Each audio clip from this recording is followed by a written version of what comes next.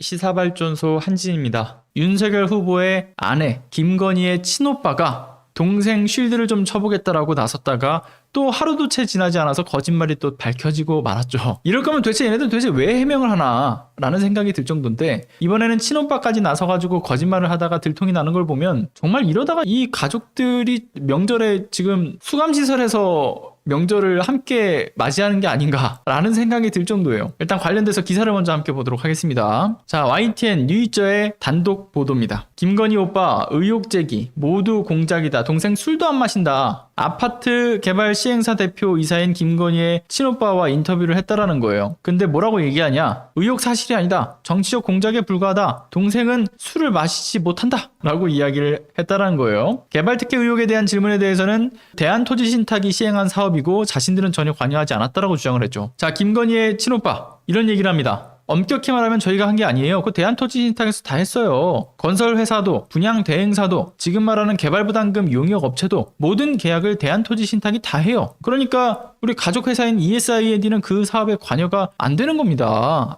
라는 식으로 얘기를 하죠. 그렇게 양평 땅을 둘러싼 투기 의혹에 대해서도 사실이 아니라고 전면 부인을 했다라고 합니다. 그 양평 땅도 제가 여동생 걸 산 적이 없고 가족끼리도 없고 땅은 뭐 저희 보시면 알겠지만 저희 아버님 때부터 물려받은 선산이에요. 라고 얘기를 했고요. 그러면서 자신의 모친과 동생 김건희가 과도하게 비난을 받고 있고 억울하다라고 얘기하면서 항변을 했다라는 거죠. 대부분이 정치 공작이다. 그리고 증명서 위조 의혹 역시도 그거 아니다. 라면서 적극적으로 반박을 했다라는 거예요. 여동생은 단 하나의 위조를 하거나 사본을 낸 게 없이 전부 다 원본으로 냈고, 그 다음 보통 경력증명 같은 경우는 저도 회사를 운영하면서 제 밑에 있는 직원들이 다른 회사를 갈 때 보면 그 사람이 회사를 옮길 때 좀 이렇게 유리하게 경력을 써서 경력증명서를 해주는 거는 그냥 일반적이었어요. 라고 이야기를 했다라는 것이죠. 김건희 오빠의 해명과는 다르게 시행사가 신탁회사의 모든 결정을 일임하고 아무것도 관여하지 않는 경우는 찾아볼 수 없다는 반론이 나온다는 거죠. 김남근 변호사, 대부분 사업을 주도해 나가는 시행사들이 인허가 업무를 하게 되는 것, 신탁계약사 대부분의 경우도 시행사들이 인허가 업무는 책임지는 것으로 되어 있다. 시행사들이 신탁을 하면서 사업의 추진을 전부 신탁회사에 일임하는 경우는 거의 있을 수가 없는 것이다 라고 지적을 했고요. 더불어민주당의 강득구 의원 이런 얘기를 합니다. 대한토지신탁으로부터 시행사업을 취급하지 않는다라는 공식적인 답변을 받았다. 강득구 의원이 받았다라고 하는 대한토지신탁의 공식 답변 내용도 함께 보도록 하겠습니다. 브레이크뉴스의 기사입니다. 대한토지신탁이 시행사업은 신탁법에 따른 고유 업무 및 겸용 업무에 해당하지 않으므로 대한토지신탁은 시행사업을 취급하지 않는다는 공식 입장을 밝혔다. 그래서 대한토지신탁의 공식 답변서를 공개를 했는데요. 양평 공흥지구 특혜개발의 시행사도 모든 부동산 개발 이익의 수혜자도 윤석열 후보자의 처가 회사인 ESIND로 드러난 만큼 경찰은 조속히 ESIND에 대한 압수수색과 계좌 추적 등 강제 수사를 통해 증거를 확보해야 된다라고 지적을 하면서 대한토지신탁은 이런 식의 공식 내용을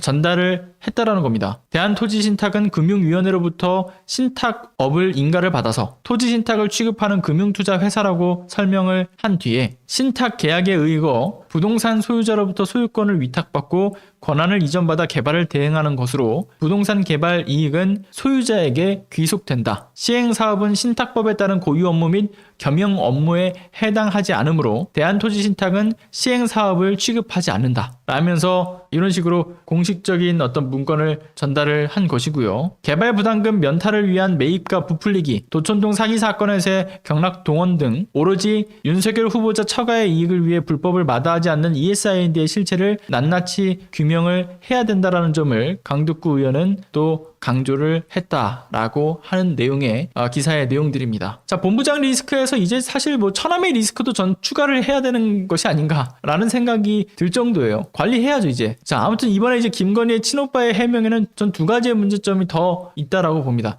하나는요, 평생 술 마신 적을 본 적이 없다라는 발언. 이 발언에 대해서 바로 그냥 열린공감TV 취재진이 이걸 지적을 했죠. 열린공감TV에서 뭐라고 얘기합니까? 자신들이 취재해본 결과로는 이거 잘못된 거다. 김건희가 평소 주변 지인들한테도 자주 무슨 얘기를 하고 다녔느냐? 김건희 수시로 전화를 해가지고 야 나와봐 맥주 한잔 하자. 야 우리 저기 야 기분 좋은데 뭐 저기 술 한잔 할까? 라는 식의 술을 마시자라는 권유를 많이 했다라는 거고요. 만약 그리고 이제 열린공감TV에서는 이 취재 내용이 사실이 아니면 언제든지 고소고발해라. 관련된 내용의 진위 여부를 판단하면 되는 일이니까 법적 조치를 기다리겠다라고 이야기하면서 해당 취재 사실에 대한 자신감을 드러내기도 했죠. 그러니까 이것도 거짓말로 드러난다는 것 자체가 웃기지 않습니까? 다 거짓말이 다 그냥 하나부터 열끝까지가. 그리고 또 하나는 이거죠. 김건희의 친오빠의 해명이 과연 갑자기 튀어나온 김건희 오빠의 어떤 개인의 어떤 돌출된 행보인가? 이걸 하나 보시죠. 경향신문의 기사인데요. 개 사과 논란. 이 논란이 아시죠? 그 논란이 확산되자 캠프 측에서는 사진을 찍은 장소는 서초동에 있는 사무실이다. 그 김건희가 개를 데려다줬고 사진을 찍은 사람은 캠프 직원이다라고 재차 해명을 하다가 최종적으로는 사진을 찍은 장소가 윤석열의 그 집 아크로비스타 지하 1층에 있는 그 김건희가 운영하는 코바나 컨텐츠 사무실이다. 그래서 토리 인스타그램, 윤석열의 개죠. 윤석열이 키우는 개, 토리 인스타그램 운영의 경우에는 서초동에 일임하고 있던 것이 사실인데 문제는 이 서초동, 바로 국민 캠프의 통제를 받지 않는 별도의 직계선이었던 거죠. 그 윤석열의 캠프가 운영하는 것과 다르게 또 다른 하나의 또 조직을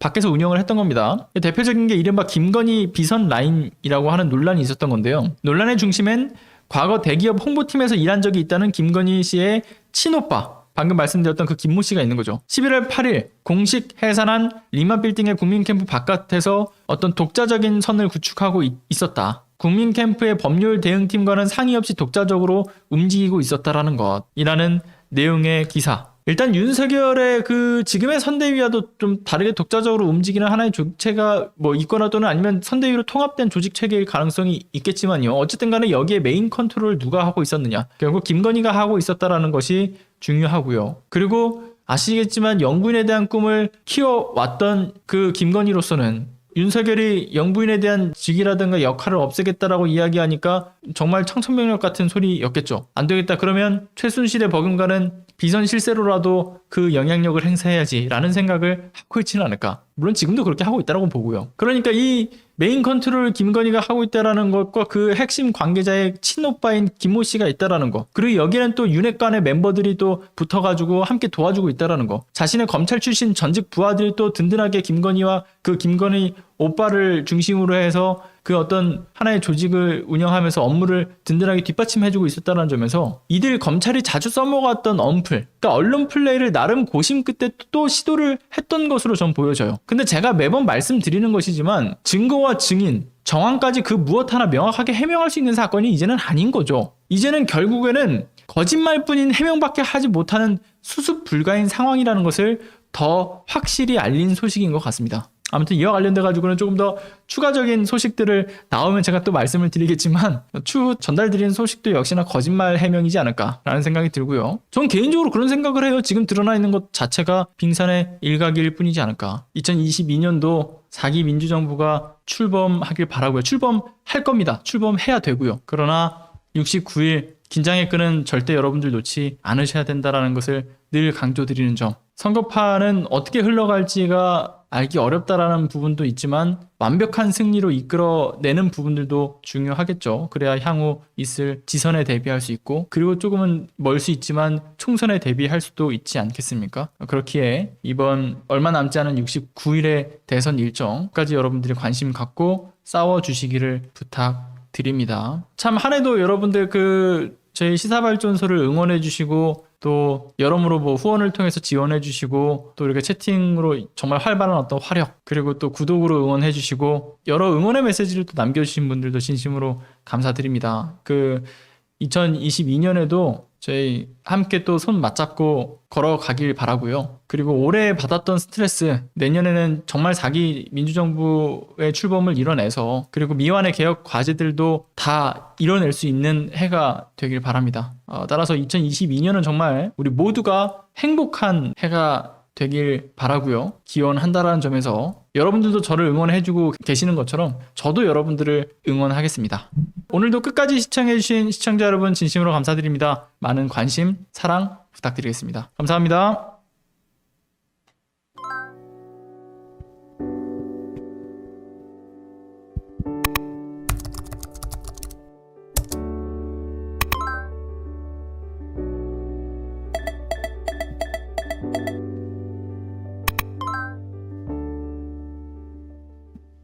안녕하세요. 시사발전소 소장 한지입니다.